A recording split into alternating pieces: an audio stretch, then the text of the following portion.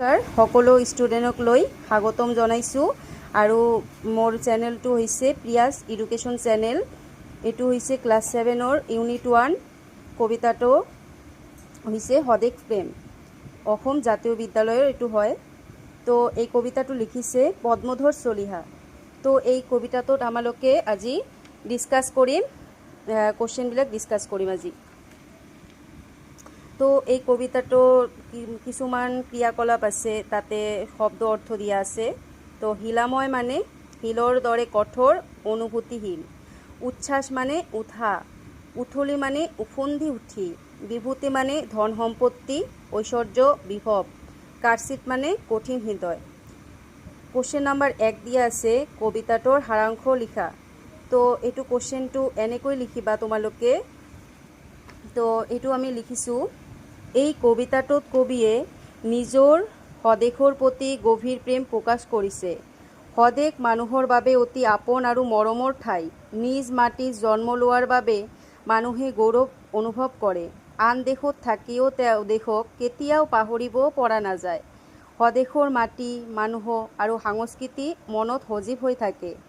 নিজৰ দেশৰ নামেই মানুহৰ সাহিত্যিকাৰ বা নিজস্ব পৰিচয়। স্বদেশৰ পৰা আঁতৰি থাকিলে মনত এক ধৰণৰ খালীপনা বিৰাজ কৰে। কবিয়ে কৈছে যে স্বদেশ প্ৰেম সকলোতকৈ মহান। স্বদেশৰ বাবে মানুহে গৌৰৱ অনুভৱ আৰু সন্মান অনুভৱ কৰে। শেষত স্বদেশেই মানুহে জীৱনৰ মূল ভিত্তি আৰু সুখৰ উৎস। তো এইটো লিখিলেই হৈ যাব, ইমানখিনি লিখিলেই হৈ যাব। তো তোমালোকে ইমানখিনি লিখিবা চাই। ফেনটা বন্ধ না করলে হয় না। তো তাৰপিছত 2 নম্বৰ কুৱেশ্যন দিয়া আছে, স্বদেশ প্ৰেমমূলক কবিতা বুলিলে কি বুজা? তো তোমালোকে ইমানখিনি লিখিবা, কেনেকৈ লিখিবা সেইটো কৈ আছোঁ। নিজৰ দেশৰ প্ৰতি থকা ভালপোৱাক লৈ যিবিলাক কবিতা ৰচনা কৰা হয়, সেই কবিতাবিলাকক স্বদেশ প্ৰেমমূলক কবিতা বুলি কোৱা হয়। ইমানখিনি লিখিলে হৈ যাব, ধুনীয়াকৈ লিখিবা। তো 3 নম্বৰ প্ৰশ্ন দিয়া আছে, প্ৰথমে কোৱা তাৰপিছত লিখা। প্ৰথমে ভালকৈ ক'বা, তাৰপিছত লিখিবা, বুজি বুজি লিখিবা। ইয়াত দিয়া আছে ক নম্বৰ কুৱেশ্যনটো দিয়া আছে, কবিয়ে কাঢ়িয়া শিলাময় বুলিছে। মানে কবিয়ে কাঢ়িয়া শিলাময় বুলিছে। এইটো এনেকৈ লিখিবা, যিবিলাক লোকে নিজৰ জন্মভূমিক এবাৰো নিজৰ আপোন বুলি ভবা বা কোৱা নাই, তেওঁলোকৰ হৃদয় শিলাময় বুলি কবিয়ে কৈছে। মানে যিমান লোকে আছে পৃথিৱীত, যিমান লোক মানে নিজৰ পৃথিৱীখনক বা নিজৰ দেশখনক কেতিয়াও আপোন বুলি নাভাবে, মানে তেওঁলোকৰ হৃদয় কবিয়ে কি কৈছে, শিলাময়। শিলাময় অৰ্থাৎ কঠিন বুলি কৈছে। তো ইমানখিনি এনেকৈ লিখিবা সজাই, তেনেলৈকে ভাল হ'ব। তো তাৰপিছত 3 খ নম্বৰ কুৱেশ্যনটো লিখিছে, কাৰ গুণ গাবলৈ গায়কৰ উচ্ছ্বাস উতুলি নুঠে আৰ কি। কাৰ গুণ গাবলৈ গায়কৰ উচ্ছ্বাস উতুলি নুঠে। তো এটা এনেকৈ লিখিবা, যিসকল লোকৰ জন্মভূমিৰ প্ৰতি কঠিন হৃদয়ৰ, তেওঁলোকৰ গুণ গাবলৈ গায়কৰ উচ্ছ্বাস উথলি নুঠে। মানে এনেকৈ লিখিবা।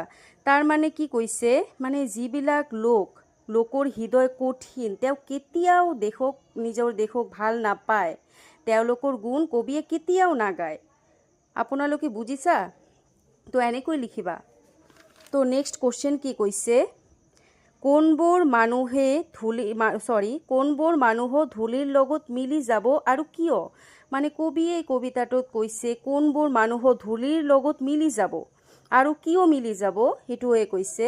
তো তোমালোকে এইটো এনেকৈ লিখিবা, যিবোৰ লোক স্বাৰ্থপৰ আৰু দুৰ্কপলীয়া, সেইসকল মানুহ ধূলিৰ লগত মিলি যাব, কাৰণ তেওঁলোকে স্বদেশৰ প্ৰতি ভালপোৱা প্ৰকাশ কৰা দেখা নাযায়।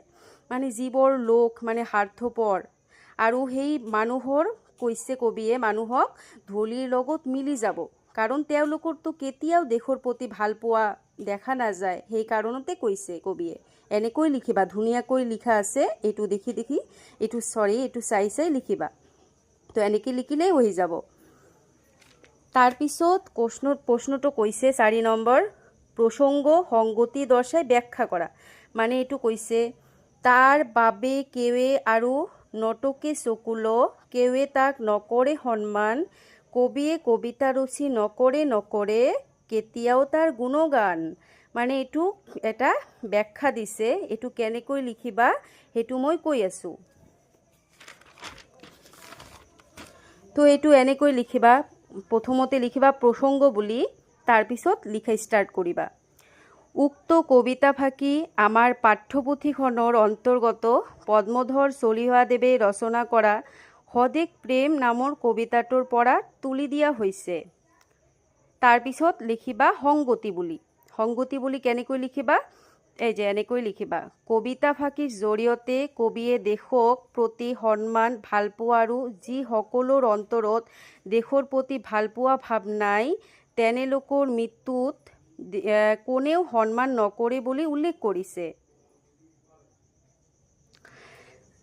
আৰু তাৰপিছত লিখিবা ব্যাখ্যা বুলি। এনেকৈ লিখিবা, কবিয়ে কৈছে যে যিজন মানুহে নিজৰ জন্মভূমিক এবাৰো আপোন বুলি কোৱা নাই, তেওঁৰ হৃদয়খন শিলৰ দৰে কঠোৰ। এই ধৰণৰ লোক স্বাৰ্থপৰ, দূৰকপলীয়া, ইহঁতে জীৱনত খ্যাতি নাপায়, এওঁলোকে দুগুণে মৰিব আৰু ধূলিৰ লগত মিলি যায়, চিন চাপ নাইকিয়া হ'ব আৰু ইহঁতৰ বাবে কোনেও চকুলো নটুকে আৰু সন্মান নকৰে। কবিসকলে কেতিয়াও এনে লোকৰ গুণ গৰিমাক লৈ কবিতা ৰচনা নকৰে। এনেকৈ লিখিলে হৈ যাব। তাৰপিছত কি কৈছে 5 নম্বৰ প্ৰশ্নটো, অসমীয়া ভাষাত ৰচনা কৰা কেইটামান সদেশ প্ৰেমমূলক কবিতাৰ নাম লিখা। তো এইটো এনেকৈ লিখিবা, অসমীয়া ভাষাত ৰচনা কৰা কেইটামান উল্লেখযোগ্য সদেশ প্ৰেমমূলক কবিতা হ'ল অ মোৰ আপোনাৰ দেশ, কোনে লিখিছিল? লক্ষ্মীনাথ বেজবৰুৱা। বীণা কেৰ্কেটুৱা কোনে লিখিছিল? চন্দ্ৰকুমাৰ আগৰৱালা। ভাৰতবৰ্ষ কোনে লিখিছিল? অম্বিকাগিৰি ৰায়চৌধুৰী আদি। এনেকৈ সুন্দৰকৈ লিখিবা, তেনেলৈকে ভাল হ'ব। এনেকৈ লিখিলে হৈ যাব। Thank U.